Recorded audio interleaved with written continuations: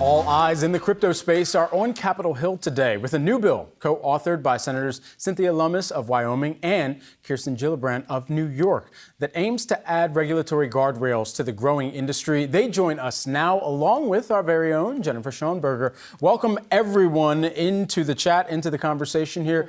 Senators, I want to begin with you, and particularly you both are moving forward in this with a bipartisan fashion, but how many other congressional colleagues have expressed interest in an understanding of cryptocurrency, and then even furthermore, some regulation in cryptocurrency and even blockchain technology going forward? Senator Lummis, I'll direct that to you first. The number grows on both sides of the aisle weekly between people who are interested and people who a year ago were paying no attention to this subject.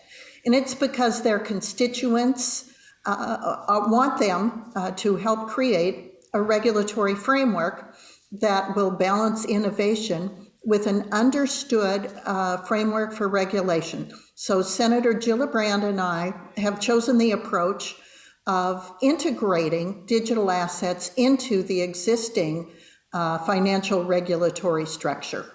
And so let's talk a little bit more about that and what additive measures will be taking place within this bill to address where there are some of the regulators who already have jurisdiction. The CFTC even had come out a couple weeks back saying that there are some instances where they can already take the action that is even being proposed in the bill right now. And what would your response to that be, Senator Gillibrand? Well, that's exactly right. The CFTC has been doing the futures market for a while now, and we are clarifying that they will have the spot market as well for cryptocurrencies. We look at the purpose of these digital assets, and if the purpose is like a stock where you are offering it for money to start a company, like you'd offer stock in a company, that would then be clarified as a security. And so we follow the Howey test, which is the definition of what a security is, and we make sure that these digital assets can be analyzed in that framework. And so part of the industry goes to CFTC, part of the industry goes to SEC. IRS will have jurisdiction over all of it, and we will be able to create some basic safety and soundness, transparency and accountability, and consumer protections with this framework. Senators Lummis and Gillibrand, Jennifer Schonberger here. Congratulations on finally dropping this comprehensive bill. It's great to see you both. Following up on that, how did you decide to distinguish? I know you said it's going to be based on the purpose and use of the token. Is that really the North Star that you followed for this? And how much support are you garnering across different committees, be it Senate Banking, Finance, Agriculture, as well as regulators on the chosen classifications to cede much authority to the CFTC in terms of classifying many of these de facto as commodities? Well, Senator Lummis, I'll direct that to you. Okay, hi Jennifer, we're going to see the number of cryptocurrencies that are regulated by the SEC be very large. But in terms of market cap, probably more of these cryptocurrencies will be regulated by the Commodity Futures Trading Commission, simply because Bitcoin and Ethereum make up about 65% of the market cap of digital assets. Nevertheless, there are thousands of cryptocurrencies, many of which are going to be requiring disclosures through the Securities and Exchange Commission, and they're very good at disclosures. So we hope that we have split, based on a very updated Howey test codification, the clear difference between what is a commodity and what is a security. Senator Gillibrand, to you, on the back of the run that we saw in stablecoin Terra and sister token Luna, there have been renewed calls for regulating stablecoins. How does your legislation intend to prevent runs on stablecoins, protect investors? What it distinguish between algorithmic stablecoins versus fiat-backed ones? And would algorithmic stablecoins be permitted under your legislation? No, under our legislation, we define a stable coin as something that is backed one-to-one by a fiat currency. And so you would not have runs under that scenario. And that's the purpose of stable coins. It's meant to be stable. So if you want to have a different kind of digital asset that has an algorithmic background, then you'd have to assess whether it would be a security or a commodity under the framework of what your purpose of that asset is. And just for your viewers, so you understand the breadth and depth of this industry, we have entrepreneurs who are issuing tokens in Oakland, California as a democratization effort, as a way to organize a community, as a way to make sure they have access to social services and access to voting. So just because it's a digital asset, it doesn't mean it's being used for traditional monetary purposes or for financial services or for the many uses that we use both commodities and securities for in the economy. Sometimes their purpose is entirely different. And so we created this framework to be flexible, to allow for innovation, to allow for multiple uses or different uses. And if you overregulate this industry, the players you are going to exclude are those entrepreneurs and innovators who are using digital assets for all sorts of purposes. If you're a traditional player who wants to be a broker dealer and wants to offer financial services to institutions, you're going to be regulated by the SEC because that's the purpose of the SEC.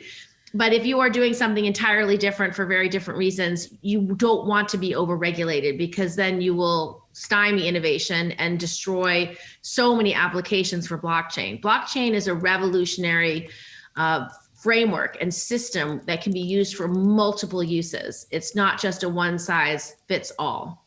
Okay, so just to follow up on that, Senator Gillibrand, because we've largely been talking about regulation for specific crypto asset types or blockchain-based asset types, but when we think more broadly around the blockchain and how the network can be its own internet, its own system and protocol, do you believe that we are marching towards a broader blockchain type of regulation or at least set of protections for consumers who are engaging? Yes. And so that's why Cynthia and I worked very hard to look at all the current uses of blockchain technology and digital assets and tokens to make sure that there's a place for everything that is appropriate for what the purpose is and for what the goal of using that technology is. And this is a very useful framework to start. Now, in answer to one of your earlier questions, this is just the beginning. This bill will likely go through 4 committees of jurisdiction in the Senate. It'll go through banking for the SEC portions, agriculture for the CFTC portions, finance for the IRS portions, and most likely Intel because of the internet components. Most cybersecurity work is done through Intel. And so these committees will then use their judgment and put their imprimatur on this legislation over time, and that will make it an even better bill. And so Cynthia and I this is step one of a comprehensive, thoughtful view of how to begin to regulate this industry with enormous amounts of input from regulators, stakeholders, industry participants, entrepreneurs, so that we have in mind their design and their business plans and their goals in trying to find a regulatory framework that meets the needs of the moment. And given the market challenges of the last several weeks, you need these rules of the road to create stability. Senator Lummis, following up on what Senator Gillibrand just mentioned, this is just the starting point. What kind of support are you garnering in the Senate from other colleagues on other committees? Do you see this legislation going through in a comprehensive form, or would you be breaking this up into more piecemeal? As mentioned previously, stable coins are very much top of mind, maybe taking that piece out and shepherding that through committee. And how quickly do you foresee getting this legislation through, getting rules of the road through for the industry to get to the next level and to protect investors? Well, Senator Gillibrand and I will be meeting with the Senate parliamentarian to discuss which committees will have jurisdiction, how the bill can be broken up to send components of it to the committees that have jurisdiction. The only committee that can assert jurisdiction over the entire bill is the Finance Committee. But because so many of these issues involve the expertise of the Ag Committee, the Banking Committee, and others, we think it will probably be preferable to divide it among the 4 committees that Senator Gillibrand mentioned. That said, Senator Gillibrand and I have been working with members of those committees to acquaint them with the framework of our work product.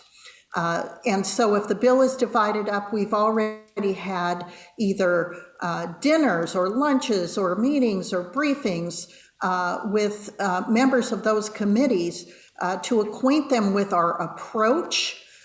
Some of them have seen the bill. Some of them have received sort of executive summary, the Cliff Notes